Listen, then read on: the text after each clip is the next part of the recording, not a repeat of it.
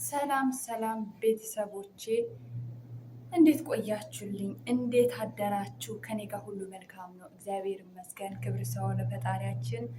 እንግዲህ ማታ በሰላም አሳድረውን በሰላም ለዚህ ሰዓት ያቆየን አምላክ ክብርና ምስጋና ለሱ ይሁን እያልኩኝ ማለት ነው ወደ ጉዳይ ልግባ። እኔ ዛሬ በጣም ደስ የሚል ጉዳይ ነው ያስኩት። እንዴት ነው ደስ የሚል ጉዳይ ስላችሁ የቀድሞ የፍቅር የፍቅር የልጇ አባት ማለት ነው በጣም ስለ ልጁ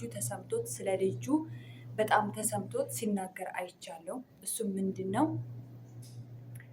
እኔ የምለው እንደው ሴት ግን ምንድን ነው ማለት እንዴት ነው በተለይ ቡታጀራ ያሉት ዩቱበሮች እንዴት ነው የሚያደርጋቸው? እውነት ከልብ ጤነኛዎች ናቸው? እኔ ሁሉንም በአጠቃላይ ማለት ይችላለሁ። ምክንያቱም ካየሁት አንጻር ነው ምነግራችሁ ማለት ነው። እና ይህንን ልል የቻልኩበት ምክንያት ምንድን ነው? ፍቅር አሁን ከዚህ ልጅ ምን ጎሎበት ነው ወደ ሌላ እንደዚህ ወደ ዙሪያው የምታካልለው? ምንድን ነው ማለት አንድ ሴት ትዳር ከያዘች ከወለደች ለምን ሌላ ያምራታል? ለምን ወደ ሌላ ትሄዳለች? መጀመሪያ ትዳር ውስጥ ሲኖር ይደላልም አይደላምም። ግን ደግሞ እንዲደላን ነገሮች እንዲስተካከል የምናደርገው እኛ ነን። መጀመሪያ ሳንገባ በፊት ትዳር ውስጥ ገብተን ዘው ብለን እንገባለን፣ ዘው ብለን እንወጣለን። ለምንድን ነው እንደዛ ያልኩት? እንዳለ ቡታጀራ ላይ የሚሰሩት ስለ ዩቱበሮች ለመናገር ነው። መጀመሪያ በቃ ይሄ የዩቱብ ብር ይገለበጣል፣ ይበላሉ፣ ይጠጣሉ፣ ይሸናሉ፣ ያራሉ፣ እንደፈለጉ ይጨመላለቃሉ። በዛ መካከል ውስጥ ልጅ ይመጣል። ከዛ በኋላ ቤተሰብ የለ ምን የለ፣ እዛው ይጋባሉ፣ እዛው ይወልዳሉ፣ እዛው ይጥላሉ።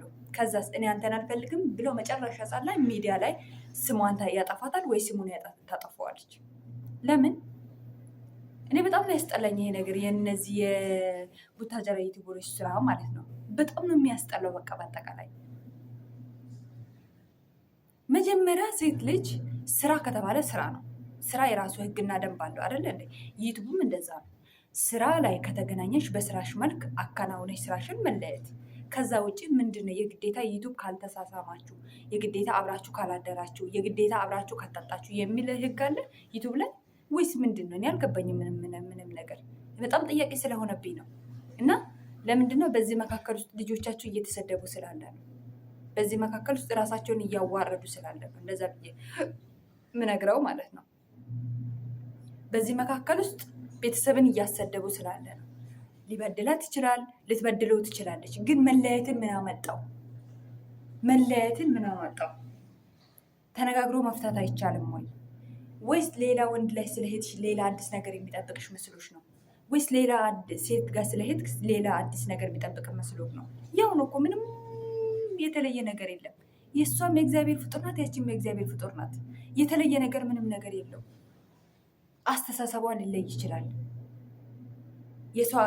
ለሰው ያላት እንትን ሊለይ ይችላል።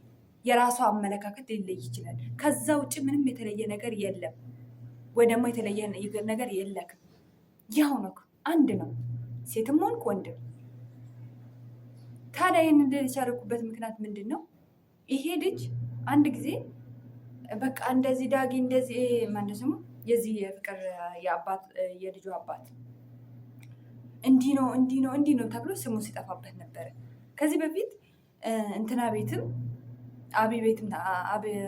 አብዬ ቤትም አቅርባቸው ፎቶውን ለምን ይጠቀማል ብላ የገዛ አባትዮ የልጄን ፎቶ ለጠፈ፣ የልጄ ፎቶ ዩቱብ ላይ ለቀቀ ብላ ስትወቅሰው ነበረ። ግን ከእናትየው በላይ ይኸው አባትዮ ነው እየተናገረ ያለው። ለማስመሰልም ሊሆን ይችላል አላቅም። ነገር ግን ምን ማድረግ እንዳለበት ይሰማል። ልጄን ለምንድነው ድቃላ የምትሏት? ልጄ የተከበረ አባት አላት። ልጄን አትናገሩብኝ። ልጄ የሆነ ነገር መጥፎ ነገር ነገ ይሄንን ቪዲዮ ስታይ ልጄ መጥፎ ነገር እንዳይቀረጽባት ብዬ ነው ነገሮችን በዝምታ ማሳልፈው። እውነታውን ስታውቁ ይቅርታ የምትሉኝ ሰዎች ደግሞ አላችሁ። ለዚህም አመሰግናለሁ፣ እውነታውን ስለተረዳችሁ። ከዛ በተጨማሪ ግን ልጄ ናት ለእኔ ተስፋዬ። በህይወቴ መወዳት ምርጥ እናት አለችኝ፣ ምርጥ ልጅ አለችኝ። ከዛ ውጭ ምንም ነገር የለም። እኔ ከማንም ጋር እኔ እስከዛሬም ዝም ያልኩበት ምክንያት ለምንድን ነው? እኔ እስከዛሬም ዝም ያልኩበት ምክንያት ለምንድን ነው? ቀንቶ ነው የሚባል ወሬ ይመጣል። እሱ በፍቅር ቀንቶ ነው የሚባል ወሬ ስለሚመጣ ነው። ወሬውን ፈርቼ ነው ዝም ብዬ ነገሮችን በጸጥታ ላሳልፍ የፈለጉት። ነገር ግን በጣም ስብስቤ ነው ዛሬም ወደ ሚዲያ የመጣሁት ብሎ ነው እያወራ ያለው ይሄ ልጅ። እና ከዚህ ልጅ አሁን ምን ነው መጥፎ ነገር እንከን የምታወጡለት? አንዳንዴ የራሳችንን ጉዱፍ ሳናይ የሰውን ጉዱፍ ለማውጣት አንሮጥ። ፍቅር ተገም ችግር ሊኖር ይችላል፣ አናውቅም። ገባችሁ ወይ? እውነታው ልጁ ጋር ሊኖር ይችላል። እኔ ግን እንደተረዳሁት እንደ እውነታው ይሄ ልጅ እውነት ያለው ነው የሚመስለኝ። የፍቅር የልጁ አባት እውነት ያለው ነው የሚመስለኝ። ለምንድን ነው እውነት ያላት የሚመስለው? ይቺ ልጅ ይቺ ፍቅር የምትባለው ያንንም ለከፍ ማህል ባህሪ ያላት። በነገራችን ላይ እሷና አብርሽ የሆነ የሚያመሳስላቸው ነገር አለ። እውነቴን ነው የምላችሁ። እና ለምን ልጆቻችን እንትላት። እኔ ስለማንም አይመለከተኝም። እኔ ግን ልጄ ነገ ሚዲያ ላይ ስታይ አባቴ እንደዚህ ነው፣ ቤተሰቦች እንደዚህ ስለ እኔ ጉዳይ እንዲሆናሉ ብሎ እንድትሳቀቅብኝ ስለማልፈልግ ነው። ስራዎቼን ታያለች። አያችሁ፣ ይሄ ጭንቅላት ያለው አስተሳሰብ እኔ በቃ አንጀቴ ላይ ቅቤን ያጠጣኝ። በቃ ተመቸኝ ሀሳቡ ሁሉ። ዛሬ የምሰራውን ነገ ልጄ ታየዋለች አለ።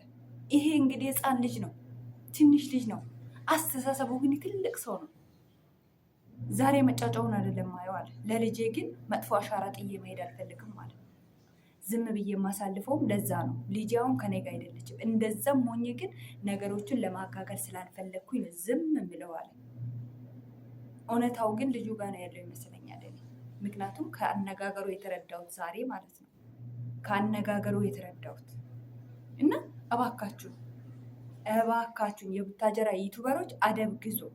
በቃ ይሄ ዩቱብ አፈላችሁ። በቃ ወጠጤውን እያነሳ አፈላው። በቃ ለእናንተ ነው ፀሐይ የወጣ። ብሩን በአደቡ ተጠቀሙ። እስቲ ለቁም ነገር ተጠቀሙ። እስቲ ለተቸገረ ስጡ። ዊግ በመነስነስ አይደለም። መጀመሪያ ራስሽን የምትመርጪውን ሰው ለይ። የምትጋደሚን ሰው ነገ ያኖረኛል ወይ ብለሽ ለይ። ዝም ብለሽ ዛሬ ይሄ ብር ስላበበሽ ነገ ጥለሽ የምትወጪ አይደለም። ትዳር ማለት ክብር ነው። ትዳርን አታስረክሱት። እንደ ቀላሉ ትገባላችሁ። ከዛ በኋላ አገር ቅለጥልኝ ትላላችሁ። ሚዲያውን ሁሉ የእናንተ ፎቶ፣ ሚዲያውን ሁሉ የእናንተ ሩሩ ነው የሚሰማው።